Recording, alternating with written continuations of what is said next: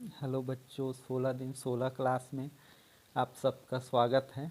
आज 13वां दिन है और हम अध्याय 13 ज्यामितीय रचनाएं का अध्याय कंप्लीट करेंगे। तो इसमें क्या है कि ज्यामितीय रचनाएं मतलब विभिन्न प्रकार की जो रचना करना है हमको, वो इस अध्याय में किया जाएगा और वो बहुत ही आसान है। लेकिन उसके लिए हमको क्या करना है, कुछ बेसिक चीज़ें आपको अच्छे से ध्यान रखना है और वो चीज़ बनाने आना चाहिए, फिर बाकी हमको अपने आप आ जाएगा। तो उसके लिए मैं बता रहा हूँ कि हमको क्या क्या चीज़ की आवश्यकता होगा, और उसके लिए आपको अपने सारे जो प्रकार है, कटर है, रबड़ है, उनको रेडी रखना होगा। और उसको मैं बहुत ही आसानी से बता रहा हूँ कैसे। इसमें मुख्य रूप से हमारा क्या क्या आता है, जैसे हमारा ये अध्याय है ज्यामितीय रचनाएं। इसमें सबसे पहले हमको ये चीज़ का ध्यान रखना है कि एक जैसे कोई भी हमको रेखा दिया हो, जैसे मैं एक रेखा ले लेता हूँ, ये रेखा हुआ, इसका हमको लंबार्धक खींचना है जैसे। तो लंबार्धक खींचने के लिए क्या करते हैं कि हम यहाँ से ये रखें और एक ऊपर में चाप काटते हैं, एक नीचे में चाप काटते हैं, फिर इसको इसी को दूसरे छोर में रखते हैं और दूसरे सिरे से भी हम इसी के ऊपर चाप काट देते हैं इस प्रकार से। लेकिन इसका ध्यान रखना है कि ये एक दूसरे को काटे ऐसा चाप लेना है, मतलब इसके आधे से अधिक लेना है। और देखो फिर ये दो जगह से कटा कि यहाँ से, तो इन दोनों को हमको क्या करना है, मिला देना है ये। तो ये हमारा क्या हो जाएगा, लंबार्धक। इसको बोला जाता है लंब और अर्धक या लंबार्धक, ऐसे करके आ का मात्रा नहीं लगाते अपन। और फिर ये फिर इसके बाद हम दूसरा चीज़ करते हैं कि हमको और क्या आना चाहिए। तो हमारा दूसरा है कि कोणार्धक आना चाहिए। जैसे यहाँ पर हम एक कोई भी कोण बना लेते हैं, ये कोण बना जैसे, तो यहाँ से हम कोणार्धक के लिए क्या करते हैं, यहाँ से हम ये दोनों भुजा को काटे ऐसा चाप खींच लेंगे। फिर यहाँ जिस जगह को काटा है वहाँ रखेंगे और आधे से अधिक का एक चाप यहाँ खींच लेंगे और इसी को फिर यहाँ हम रखेंगे ये इस सिरे पर, और इसके बाद हम इस पर चाप काट देंगे। तो हम देखते हैं कि ये हमारा मिल जाता है कि इसको हम कोण की जगह से इस प्रकार से मिला देते हैं, तो हमको फिर मिल जाता है एक कोणार्धक। तो ये होता है हमारा कोणार्धक।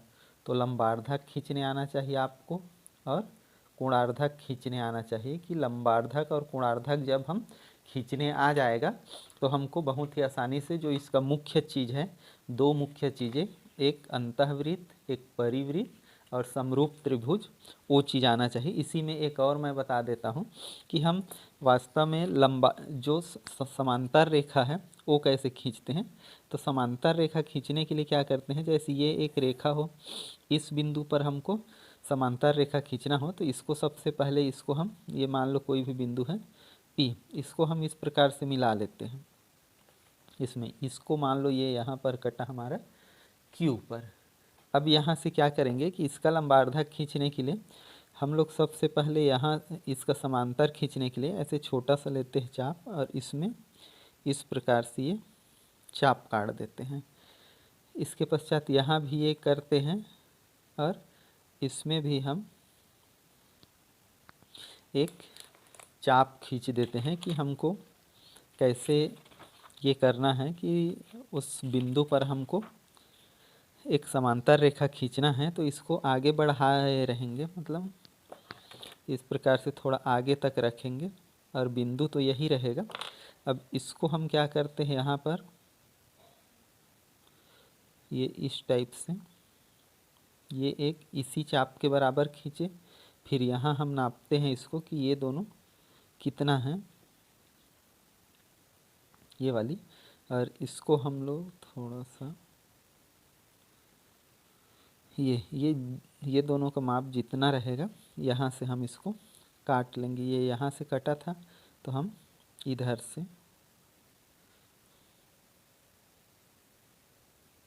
ये, और इसके बाद हम इन दोनों को मिला देते हैं तो ये हमारा हो जाएगा इसका समांतर रेखा। थोड़ा सा ये तिरछा आ गया शायद, कि यहाँ से थोड़ा हिल गया है, ये हुआ। तो इसको हिले नहीं, इस चीज़ का ध्यान रखना है आपको, क्योंकि थोड़ा सा भी यदि ये हिला तो फिर हमारा दिक्कत होगा। तो ये बिंदु से हम खींचे थे और उसके पश्चात इसके बराबर हम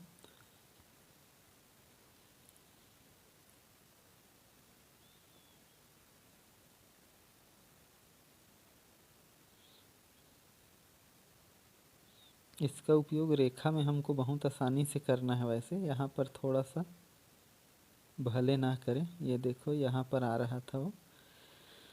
तो इस प्रकार से ये वाला दोनों बिंदु को मिलाते हुए जब हम ये रेखा खींचेंगे तो ये देखो ये दोनों क्या हो जाता है, समांतर रेखा। और ये तीन चीज़ें तुमको खींचने आना चाहिए, एक लंबार्धक, कोणार्धक और क्या होता है, समांतर रेखा। फिर ये तीनों खींचने के पश्चात इस अध्याय के सभी चीज़ जो परिवृत्त, अंतःवृत्त और समरूप त्रिभुज है खींचने में, उसमें आपको कोई दिक्कत नहीं होगा। तो सबसे पहला हम करते हैं कि एक त्रिभुज लेते हैं और प्रश्नावली से ही हम हल करते हैं कि कैसे एक त्रिभुज लेते हैं, और त्रिभुज को लेके हम क्या कर देते हैं, उसका कोणार्ध, उसका परिवृत्त और अंतःवृत्त खींचते हैं। तो सिंपल सा यहाँ पर मैं लेके बताता हूँ आपको कि कैसे खींचना है। तो यदि माप का दिया रहे त्रिभुज तो उसको माप का त्रिभुज बना लेना है।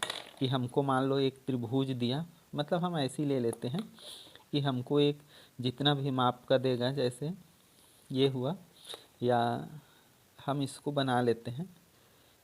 यदि आपको पेपर में माप का त्रिभुज देता है तो आपको नाप के बनाना है, और यदि लंबार्धक केवल बोले परिवृत्त या अंतःवृत्त तो कुछ नहीं नापना है। अब इसमें से क्या करेंगे, हम दो भुजाओं का, ये दो भुजा का इसका आधा से अधिक लेना है, एक चाप यहाँ काटना है और एक चाप यहाँ काटना है। और ये मान लो ये त्रिभुज हमारा है ए बी और ये सी। अब इसको इस छोर से रखना है और इसी के ऊपर इस प्रकार से ये काट देना है। ये दोनों कटा इसको हमको आपस में मिला देना है इस प्रकार से ये। और इसके पश्चात फिर से एक भुजा का खींचना है, हम इसका या इसका किसी का खींच लेते हैं। तो इसी चाप से, क्योंकि ये आधे से बड़ा ही है लगभग, तो एक ऊपर चाप खींचेंगे और एक इधर नीचे। उसके बाद इसके ओपोजिट दिशा से एक इसी के ऊपर और एक इसके ऊपर, और इस प्रकार से जहाँ कटा इसका फिर से हम ये चाप खींच दिए इस प्रकार से। और ये जो बिंदु मिला इसको हम नाम दे देते हैं ओ का। अब फिर देखते हैं इस ओ को हम केंद्र मानते हैं, और कोई भी ए या बी या सी का इस प्रकार से देखेंगे कि ये इससे समान दूरी पर रहेगा, ये इस प्रकार से बिल्कुल। और इसको हम फिर इसका वृत्त बना देंगे इस प्रकार से। तो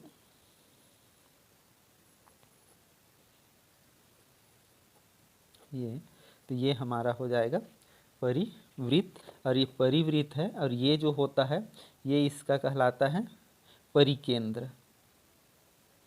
इसको हम नाम दे देते हैं परिकेंद्र। और इस प्रकार से ये हमारा परिगत वृत्त प्राप्त हो जाता है। तो इस प्रकार से आपको ध्यान रखना है। इसको खींचने के लिए हमको केवल क्या आना चाहिए, लंबार्धक। लंबार्धक आएगा, फिर हम इसको बहुत ही आसानी से हम किसी भी त्रिभुज का परिवृत्त खींच सकते हैं। और इसके लिए आपको रचना भी करना पड़ेगा, कि जैसे इसको रचना लिखना हुआ तो सबसे पहले हम लिख देंगे कि त्रिभुज ए बी सी खींचा, फिर ए बी सी, फिर सिंपल सा लिखना है भुजा ए बी सी का लंबार्धक खींचा, फिर भुजा बी सी का लंबार्धक खींचा, जो दोनों एक दूसरे को ओ पर काटते हैं। फिर ओ को केंद्र मानकर ओ ए, ओ बी या ओ सी लेकर एक वृत्त खींचा, जो इसका क्या होगा, अभिष्ट परिवृत्त होगा। बस इतना लिखना है। तो जो चीज़ करते हो उसको तुमको उसको शब्दों में लिखना है, लेकिन मेन चीज़ इसका जो ये चित्र है वो बनाने आपको आना चाहिए। अब इसके पश्चात हम दूसरा इसका देखते हैं कि हम लोग अंतःवृत्त कैसे करते हैं, अंतःवृत्त खींचते कैसे हैं। तो अंतःवृत्त के लिए भी क्या करते हैं, हम कोई भी एक वृत्त, कोई भी त्रिभुज हम बना लेते हैं कि जैसा भी हो। यदि तुमको नाप से देता है तो वो चीज़ नाप का बनाओगे, और यदि नहीं देता है तो तुमको अपने मन से बना लेना है, इस प्रकार से। और इसमें बताया कि कोणार्धक, तो जो दो कोण होगा, जैसे इसका भी मान लो हमारा ए बी और ये सी है, तो यहाँ से इस कोण का हम कोणार्धक खींचेंगे। और यदि ऐसे देता है तो इसको थोड़ा सा बड़ा बनाना। बड़ा बनाने का कारण ये है कि यहाँ पर ये छोटे छोटे कटे मत, एक दूसरे से ज़्यादा ये मत हो। यहाँ पर एक पिन लगा है तो थोड़ा सा मोटा आ रहा है ये, फिर बाकी थोड़ा अच्छे से रखोगे पतला इसका नोक, और थोड़ा सा सावधानी से बनाना है आपको, तो बिल्कुल सही से आएगा। तो ये हमारा दोनों कोण का कोणार्धक हो गया, जैसे इधर का इस बिंदु से, और इसमें बिल्कुल थोड़ा सा डिफरेंस आ जाता है क्योंकि इस प्रकार से कटे रहता है, तो वो चीज़ नहीं है। मेन चीज़ तुमको ध्यान रखना है कि ज़्यादा डिफरेंस नहीं आए, हल्का फुल्का आएगा तो उससे चल जाएगा। अब ये बिंदु हमको मिला, मान लो ये बिंदु है हमारा ओ।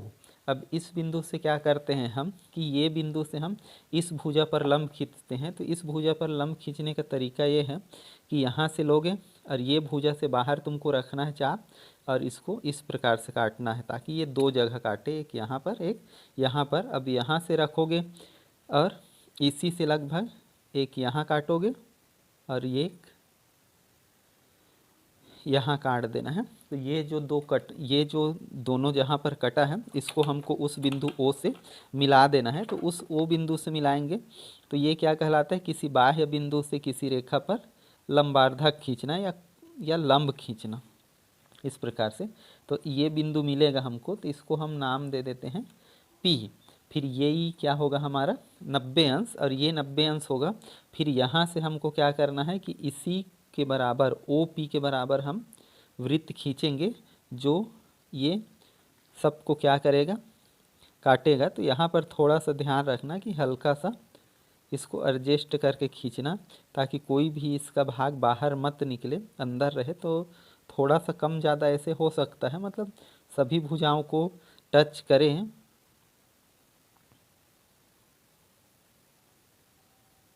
थोड़ा सा हिल रहा है मेरा प्रकार, तो इस प्रकार से लगभग हम देखते हैं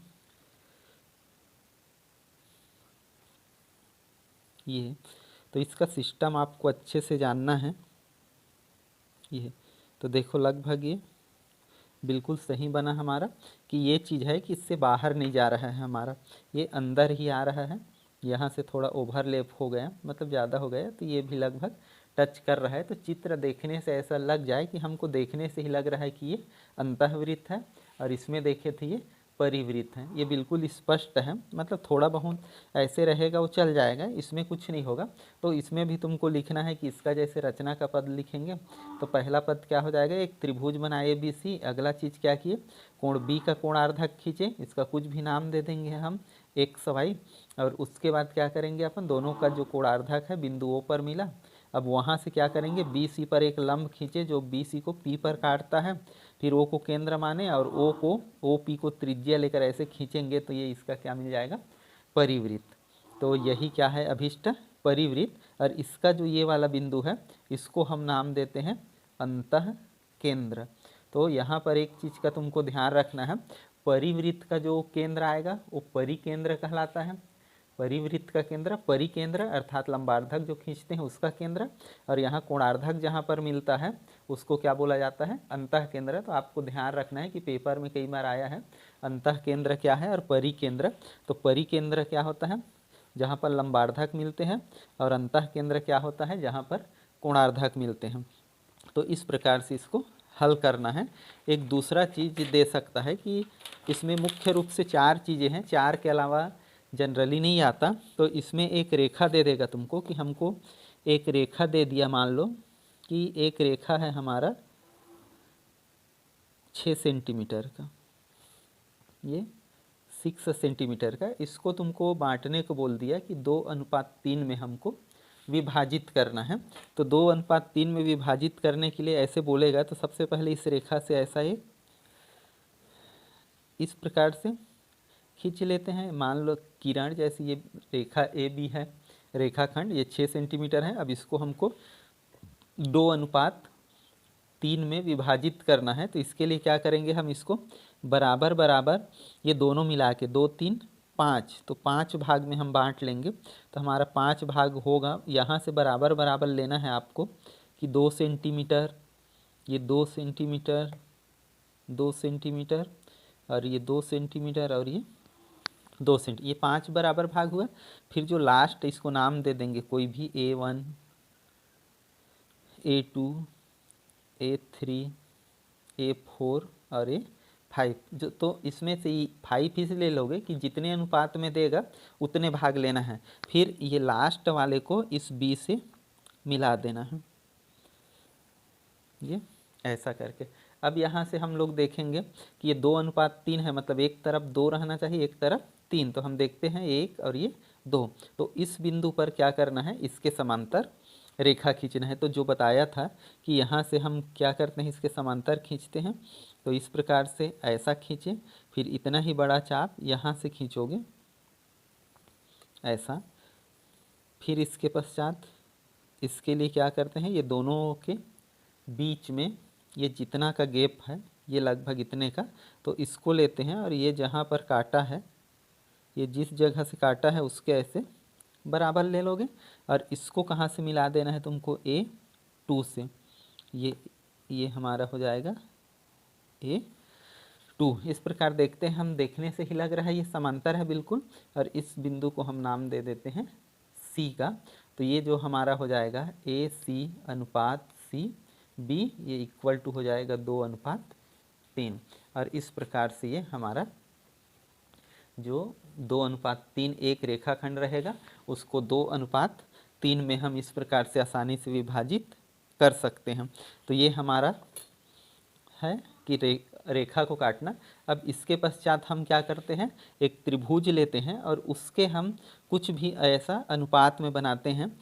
एक जैसे कोई भी त्रिभुज ले लें, तुमको वैसे इसमें नाप नहीं देता प्रायः कि जो भी देगा, एक त्रिभुज लो और एक त्रिभुज का क्या करो, 2:3 या 3:5 ऐसे में तुमको क्या करना होगा। मान लो हमको देता है कि हमको इस त्रिभुज के 3:5 में बनाना है या 2:3 में बनाना है, ऐसे करके। तो इसके लिए क्या करेंगे, हम एक नीचे में एक रेखा खींच लेते हैं। मान लो ये X है और ये A है, ये B है, ये C। तो जैसे इसमें 2:3 बोलेगा तो 2 और 3 मतलब 5 भाग में इसको भी हमको विभाजित कर लेना है सबसे पहले। मान लो ये 2, 2 4, 2 6, 2 8 और ये 10। फिर इसको क्या करना है, इस लास्ट वाले से मिला देना है, सिंपल सा, ये इस प्रकार से। अब हमको इसका कितना भाग लेना है, ये 5 भाग हो, उसमें से 2। तो ये वाला 2 हो गया, इसको ये B है तो यहाँ पर नाम दे देंगे B1, ये हो गया B2, ये B3, ये B4 और ये B5। अब यहाँ से हम इस भुजा के समांतर ये B से खींच देंगे, जैसे हम यहाँ जस्ट खींचे थे। तो इसके लिए ये जितना बड़ा यहाँ खींचे उतना ही बड़ा बिल्कुल B से रखेंगे इस प्रकार से। और B से फिर हम इसको जितना बड़ा यहाँ पर है इसका चौड़ाई, ये यहाँ लेंगे और इस प्रकार से। अब यहाँ पर जो मिला तो उसको हम मिला देंगे, वो उसका उतना हिस्सा हो जाएगा, ये वाली ये। अब इस प्रकार से इसका 2/5 हिस्सा लेना है। तो यहाँ ये मान लो P बिंदु हो गया हमारा। तो इस बिंदु को क्या करना है, फिर इसके समांतर यहाँ से खींचना है। अब यहाँ से इसके समांतर खींचो तो ये यहाँ रखोगे, इस प्रकार से काटे। फिर इसी के लिए सेम यहाँ रखना है और उसको क्या करेंगे, फिर यहाँ से नाप लेंगे हम। ये यहाँ से कितना दूर है, इतना बड़ा, तो यहाँ से नापोगे ये। तो अब इस बिंदु को क्या करना है, हमको P से खींच देना है, ये इस प्रकार से। तो हम देख रहे हैं ये समांतर दिख भी रहा है लगभग, और ये माना कि कहाँ पर काटता है, Q पर। तब हम देखेंगे कि पहले त्रिभुज था A B C, अब त्रिभुज हमारा क्या हो गया, B P Q। तो यहाँ पर हम लिखते हैं कि त्रिभुज बी या क्यू बी पी और ए बी सी, इसी में अभिष्ट अनुपात कितना है 2:3, अर्थात जो हमारा त्रिभुज क्यू बी पी ही क्या है हमारा अभिष्ट त्रिभुज। तो इस प्रकार से इस अध्याय में क्या है, एक तो परिवृत्त खींचना आएगा, अंतःवृत्त खींचना आएगा, एक रेखा को 2-3 अनुपात में विभाजित करने को आएगा, और एक त्रिभुज रहेगा उसका एक समरूप त्रिभुज बनाना होगा। मतलब इसको क्या बोलते हैं समरूप, मतलब समरूप त्रिभुज। ये समरूप त्रिभुज है, देखो जस्ट इसके जैसे दिख रहा है और उसको अनुपात देगा। तो इस प्रकार से इस अध्याय में इसके अलावा और कोई भी चीज़ पेपर में आने लायक नहीं है उतना, या नहीं आता अभी तक। जनरली परिवृत्त या अंतःवृत्त आएगा, या ये त्रिभुज का तुमको समरूप खींचना आएगा। तो इस प्रकार से इतना यदि आपको आता है, इसका रचना का पद आपको लिखना है कि जो जो चीज़ किए उसी को लिखते जाना है। लेकिन मेन चीज़ तुम्हारा देखा जाएगा चित्र, क्योंकि चित्र यदि साफ सुथरा बना हुआ है सिस्टमेटिक, ये चित्र देख के कोई भी बता देगा कि इसको सही सलामत खींचा गया है। तो रचना को उतना ज़्यादा नहीं पढ़ा जाता, लेकिन जैसे हम चित्र खींचे हैं तो हमको उसी के क्रम से क्या करना है, रचना को भी लिखना है। फिर बाकी चित्र यदि बिल्कुल सही रहेगा तो रचना को तुम्हारा उतना डिटेल से नहीं पढ़ेंगे, और तुमको जितना नंबर का रहेगा लगभग उतना नंबर मिलेगा। तो इस प्रकार से ज्यामिति रचनाएं में केवल इतना ही आपको देखना है, और फिर जितने भी नंबर का आएगा इससे प्रायः बड़ा सा आता है 4-5 नंबर का, या जो भी इसमें, क्योंकि रचना का पद ये करना होता है तो उसको तुम आसानी से उतना नंबर पा सकते हो। तो इस प्रकार से ये चैप्टर हमारा ख़त्म होता है, और आगे फिर मिलते हैं हम अगले चैप्टर के साथ। तब तक के लिए धन्यवाद।